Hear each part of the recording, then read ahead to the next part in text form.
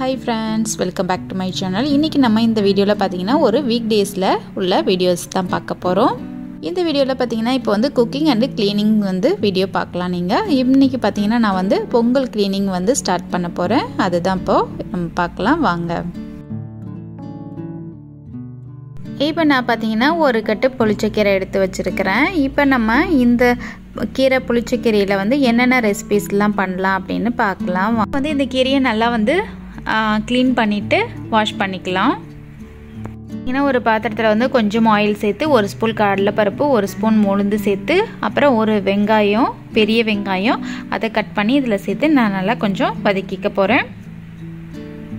பூண்டு பல்லு பார்த்தீங்கன்னா ஒரு 15-20 அளவு இருக்கிற மாதிரி வந்து நான் பூண்டு கொஞ்சம் சேர்த்துக்கிறேன். அடுத்ததாக இதில் பார்த்தீங்கன்னா 2 பட்டை மிளகா நான் சேர்த்துக்கிறேன். காரத்துக்கு நல்லா சாப்பிடுவீங்கன்னா இன்னும் கூடயும் சேர்த்துக்கலாம். பூண்டு வெங்காயம் இதெல்லாம் வந்து நல்லா வதங்கினதுக்கு அப்புறம் நம்ம இப்போ வாஷ் பண்ணி எடுத்து வச்சிருக்கிற புளிச்சக்கீரையும் நம்ம இதில் வந்து சேர்த்துக்கலாம். இப்போ கீரையெல்லாம் பார்த்தீங்கன்னா நம்ம கொஞ்சம் ஒரு 5 மினிட்ஸ் வதக்கிக்கலாம். இந்த புளிச்சக்கீரை பார்த்தீங்கன்னா வந்து துபாயில் வந்து தேராவில் இருக்கிற வாட்டர் ஃப்ரண்ட் ஃபிஷ் மார்க்கெட்டில் தான் இந்த கீரை நான் வாங்கினேன். நான் இருக்கிற பிளேஸில் பார்த்தீங்கன்னா இந்த கீரை கிடைக்காது. அதேமாரி உங்கள் பிளேஸ்லேயும் வந்து இல்லை அப்படின்னா வந்து கிடைக்கல அப்படின்னா நீங்கள் வந்து தேரா போனீங்க அப்படின்னா வாட்டர் ஃப்ரண்ட் ஃபிஷ் மார்க்கெட்டில் போய் பாருங்கள், அங்கே அவைலபிளாக இருக்குது. இந்த ஒரு கெட்டு கீரை பார்த்தீங்க அப்படின்னா 5 கிராம்ஸ் சொன்னாங்க. அப்புறம் 4 கிராம்ஸ்க்கே அவங்க வந்து கொடுத்துட்டாங்க. இப்போ கீரையெல்லாம் நமக்கு வந்து நல்லா மேஷ் பண்ணி வந்துருச்சு இதுலையே. அடுத்தது பார்த்தீங்கன்னா வந்து நான் இதில் கொஞ்சம் சால்ட்டு சேர்த்துக்கிறேன். ஆஃப் பண்ணிவிட்டு ஆற வச்சிடலாம். இப்போ இது நல்லா ஆறினதும் ஒரு மிக்ஸி ஜாரில் இப்போ எடுத்து வச்சிருக்கிறேன். இதை இப்போ வந்து கிரைண்ட் பண்ணிக்கலாம். இது கிரைண்ட் பண்ணியாச்சு.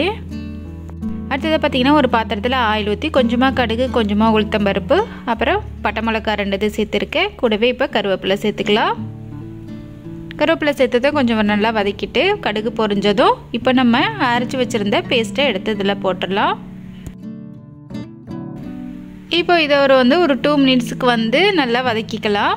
2 மினிட்ஸுக்கு அப்புறம் வதக்கினதுக்கு அப்புறம் பார்த்தீங்கன்னா இதுலேருந்து நான் கொஞ்சம் வந்து கொஞ்சமாக ஒரு அமௌண்ட் வந்து எடுத்து வச்சுட்டு இது வந்து ஆறுனதுக்கு அப்புறம் நம்ம ஃப்ரிட்ஜில் வச்சு ஸ்டோர் பண்ணிட்டோம் அப்படின்னா வந்து நம்ம எப்போ வேணாலும் வந்து சாதத்துக்கோ இல்லை வேறு சைட் டிஷ்ஷு சட்னி செய்யணும்னாலும் வந்து நம்ம இதை எடுத்து யூஸ் பண்ணிக்கலாம். அதுக்காக இப்போ கொஞ்சம் நான் எடுத்து வைக்கிறேன்.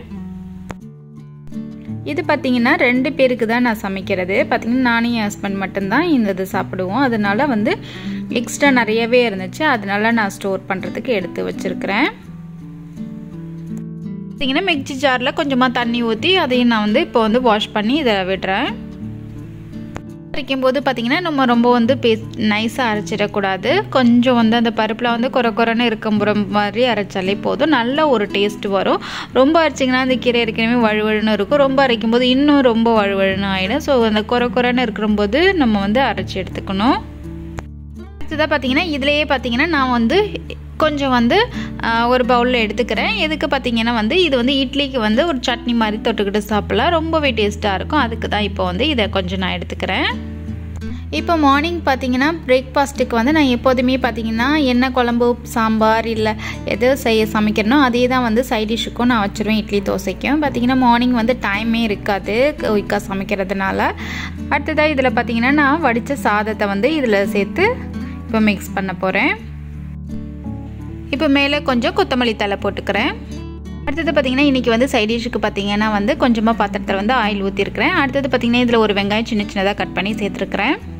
இதில் வந்து கொஞ்சமாக கருவேப்பிலை கொஞ்சம் கொத்தமல்லி கொஞ்சம் ஒரு பச்சை மிளகாய் கட் பண்ணி போட்டிருக்கிறேன். இப்போ நம்ம இதை வந்து நல்லா மிக்ஸ் பண்ணிக்கலாம். மிக்ஸ் பண்ணி நான் கொஞ்சம் நேரம் வதக்கிக்கலாம். ஆனியன் ஓரளவுக்கு வெந்ததுக்கு அப்புறமா கொஞ்சமாக வந்து நான் கேப்சிகம் எடுத்துருக்கிறேன். அதை வந்து சின்னதாக கட் பண்ணி இதில் நான் சேர்த்துக்கிறேன். இப்போ இது எல்லாத்தையுமே பார்த்தீங்கன்னா ஒரு 2 மினிட்ஸ் வந்து வதக்கினா போதும்.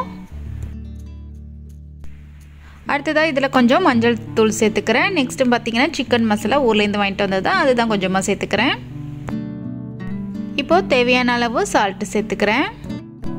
அடுத்ததாக இதில் பார்த்தீங்கன்னா வந்து ஒரு 3 எக்கு வந்து இதில் நான் சேர்த்துக்கிறேன்.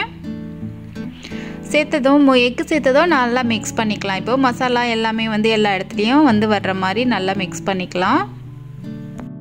இப்போ நம்ம வந்து எக்கும் சேர்த்துருக்கோம். அதனால வந்து இதில் பார்த்தீங்கன்னா நமக்கு வந்து சால்ட் இருக்கா இல்லைன்னு செக் பண்ணிவிட்டு சால்ட் வேணும்னா இன்னும் கொஞ்சம் சேர்த்துக்கலாம்.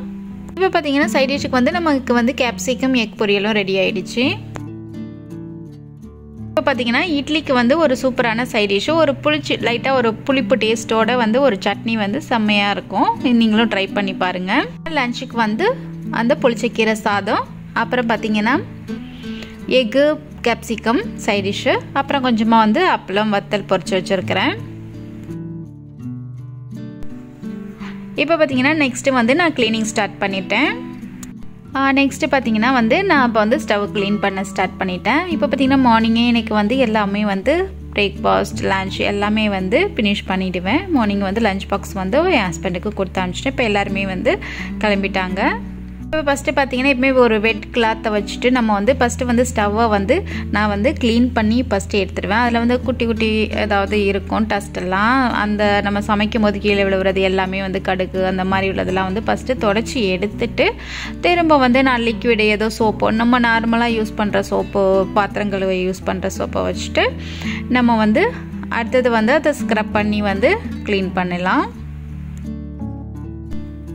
நம்ம வந்து டெய்லி சோப்பு போட்டு வாஷ் பண்ணுறதுக்கு பண்ண முடியுமான்னு தெரியல, டைம் இருக்காது எல்லாராலையும் வந்து. சின்ன குழந்தைங்க இல்லை ஆஃபீஸ் போகிறவங்களாலும் டெய்லி வந்து சோப்பு போடலாம் வந்து பண்ண முடியாது. ஜஸ்ட் நம்ம ஈர துணியால் வந்து எல்லாத்தையுமே வந்து ஜஸ்ட்டு வந்து நம்ம வந்து க்ளீன் பண்ணிக்கலாம். கம்பியெல்லாம் பார்த்தீங்கன்னா வந்து நல்லா வந்து அந்த ஸ்பாஞ்ச் வச்சு நல்லா வந்து சோப்பு போட்டு அதை பண்ணலாம். மோஸ்ட்லி ஆயிலெலாம் வந்து இதுலேயும் வந்து நல்லா படிஞ்சிருக்கும். இப்போ பார்த்தீங்கன்னா சோப்பு எல்லாமே வந்து க்ளீன் பண்ணிவிட்டேன். நெக்ஸ்ட்டு பார்த்தீங்கன்னா மறுபடியும் வந்து ஒரு ஈர கிளாத்தை வச்சுட்டு வந்து அதில் உள்ள தண்ணீர்லாம் வந்து இல்லாமல் வந்து நல்லா வந்து தொடச்சி எடுத்துக்கலாம். நம்ம அட்லீஸ்ட் வந்து வீக்லி ஒன்ஸ் வந்து சோப்பு போட்டு க்ளீன் பண்ணால் போகிறோம். மற்ற நாளாக நம்ம வந்து நார்மலாக வந்து ஒரு ஈர துணியை வச்சு தொடச்சாலே போகிறோம். இப்போ பார்த்தீங்கன்னா அடுத்து வந்து பர்னர்லாம் நான் இப்போ க்ளீன் பண்ணல. மந்த்லி ஒன்ஸ் தான் வந்து நான் வந்து பர்னர்லாம் எடுத்துகிட்டு நல்லா க்ளீன் பண்ணுவேன். ஏன்னா இந்த கபோர்ட் மட்டும் பார்த்தீங்கன்னா வந்து ரெகுலராக நான் யூஸ் பண்ணுறது, டெய்லி குக்கிங்னாலே வந்து இந்த ஒரு கபோர்ட் வந்து எனக்கு வந்து டெய்லி யூஸ் பண்ணுவேன். பார்த்தீங்கன்னா அப்பப்போ எடுத்ததெல்லாம் அந்தந்த திங்ஸ்லாம் வந்து மசாலா அப்படி எடுத்தெடுத்த பொருளை எடுத்தெடுத்த வச்ச இடத்துல அப்படியே இருக்குது, க்ளீன் பண்ணல. ஸோ வந்து இன்றைக்கி வந்து போகி பண்டிகைகளுக்கு நான் சாட்டர்டேக்கு வந்து நம்ம எல்லாம் ஒரே டைமில் வந்து க்ளீன் பண்ண முடியாது. அதனால் இப்போ நான் வந்து இன்றைக்கி வந்து இந்த கபோர்டை வந்து க்ளீன் பண்ணலாம் அப்படின்னு எல்லாத்தையுமே எடுத்து வச்சிட்ருக்கிறேன். நம்ம பார்த்திங்கன்னா போகி அன்னைக்கே வந்து எல்லாத்தையும் எடுத்து போட்டு எல்லாத்தையும் பண்ணோன்னா நமக்கு ரொம்பவே கஷ்டமாக இருக்கும். இது மாதிரி 1 வீக் முன்னாடி ஒரு 5 days முன்னாடி டெய்லி கொஞ்சம் கொஞ்சமாக நம்ம க்ளீன் பண்ணி வச்சிட்டோன்னா நம்ம வந்து போகி அன்னைக்கு வந்து ரொம்பவே ஈஸியாக இருக்கும் நமக்கு வேலைகள் எல்லாம். இப்போ பார்த்தீங்கன்னா நான் வந்து ஒரு வேஸ்ட்டு கிளாத்து ஓல்டு கிளாத்து தான் நான் யூஸ் பண்ணுறேன் பாருங்கள். நம்ம வந்து டீப் க்ளீனிங்க்கு வந்து ஸ்டார்ட் பண்ணிட்டோம் அப்படின்னா வந்து அதுக்கெலாம் பார்த்தீங்கன்னா நம்ம ஒரு ஓல்டு கிளாத் எடுத்துக்கலாம். அந்த கிளாத்தை வச்சு க்ளீன் பண்ணிவிட்டு நம்ம வந்து அந்த கிளாத்தை வந்து த்ரோ பண்ணிடலாம்.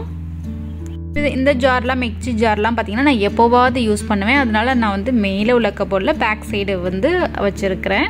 ஸோ இப்போ வந்து இது எல்லாமே அரேஞ்ச் பண்ணி இங்கே வச்சுட்டேன். இந்த பாட்டெல்லாம் பார்த்தீங்கன்னா வெளியில் மட்டும் தொடச்சிட்டு மேலே வச்சுக்கலாம். மேலே கபோர்டில் எனக்கு கை எட்டின தூரத்துக்கு உள்ளது பார்த்தீங்கன்னா இது ஈவினிங் அண்ட் மார்னிங் 2 times நான் எடுப்பேன். ஸோ பார்த்தீங்கன்னா இது வந்து எனக்கு ஈஸியாக இருக்கணுங்கிறதுக்காக மேலே பார்க்குறதுமே வந்து டக்குன்னு நான் எடுத்துக்குவேன். அதனால் மேலே வந்து கை கட்டின தூரத்தில் நான் வச்சுக்கிறேன். பாக்ஸ்லாம் பார்த்தீங்கன்னா வந்து நான் உள்ளே வந்து எதுவும் வந்து வாஷ் பண்ணலை. ஏன்னா பார்த்தீங்கன்னா நான் வந்து ரெகுலராகவே வந்து ஒரு ஐட்டம்ஸ் முடிஞ்சிருச்சு அப்படின்னா நான் உடனே அதை வாஷ் பண்ணுறதுக்கு வச்சுருவேன். வாஷ் பண்ணிவிட்டு தான் அதை வந்து நான் ரீஃபில் பண்ணுவேன்.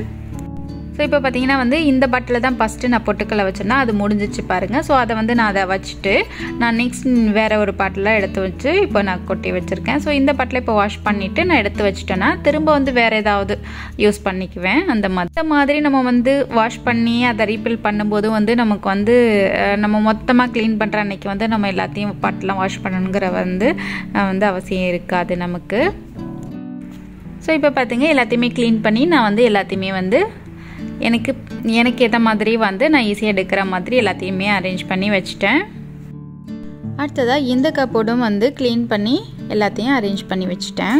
இப்போ வந்து எம்டியாக இருந்த பாட்டில்ஸ்லாம் வந்து கொஞ்சம் நான் வாஷ் பண்ணி வச்சுருக்கிறேன். இந்த வீடியோ உங்களுக்கு பிடிச்சிருக்குன்னு நினைக்கிறேன். இந்த வீடியோ உங்களுக்கு பிடிச்சிருந்துச்சுன்னா லைக் பண்ணுங்கள், ஷேர் பண்ணுங்கள். மறக்காமல் என்னோடய சேனலை இது வரைக்கும் சப்ஸ்கிரைப் பண்ணாமல் வச்சுருந்தீங்கன்னா சப்ஸ்கிரைப் பண்ணிக்கோங்க. தேங்க்ஸ் ஃபார் வாட்சிங்.